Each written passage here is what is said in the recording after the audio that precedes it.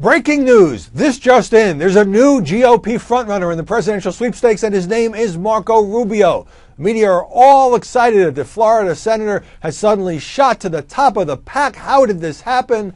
All right, let's everybody calm down. We're talking here about a couple of polls, one of them done by Fox News, which has Rubio with the significant but not exactly overwhelming number of 13% support among Republican voters nationwide, followed by Scott Walker at 12%. So yes, he's up by 1 point, and then this is followed by Rand Paul, Jeb Bush, Ted Cruz, Mike Huckabee, and probably some others.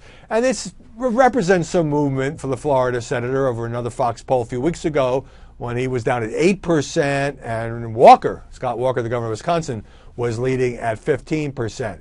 Now, that could be attributed to the fact that Rubio had his announcement. And, you know, everybody in the media, and I probably was guilty of this as well, saying, wow, did he get overshadowed by Hillary? Because as you recall, Hillary released her video on a Sunday. Marco Rubio announced in Miami on a Monday. But then he made the television rounds and did some interviews, got some attention. And I've kind of been waiting for this to happen. I didn't think it would happen for a few more months. To put it in Wall Street terms, I viewed Rubio as an undervalued stock. Because here's a guy who's got a lot of things going for him. He's in his 40s, so he's a young, fresh face. He's Hispanic. He's from Florida. He's a very strong communicator. There's a certain amount of charisma. I've interviewed him one-on-one, and he has a pretty in-depth knowledge of the issues. So if you put all those things together, you have the makings of a top-tier candidate. Instead, the press, I think, it tended to be a little dismissive because once Jeb Bush got into the race, also from Florida, one-time mentor to Marco Rubio, I guess their friendship is undergoing a few strains. I think there was a sense that, well, Jeb's going to raise all the big money, and what space does that leave for Rubio? Well, they're very different people. For one thing, Jeb is a Bush, and there's a lot of Bush fatigue out there. When I just bump into people in everyday life, they say another Bush. I mean, they also say another Clinton. They're tired of the two dynastic families. Rubio doesn't have that problem.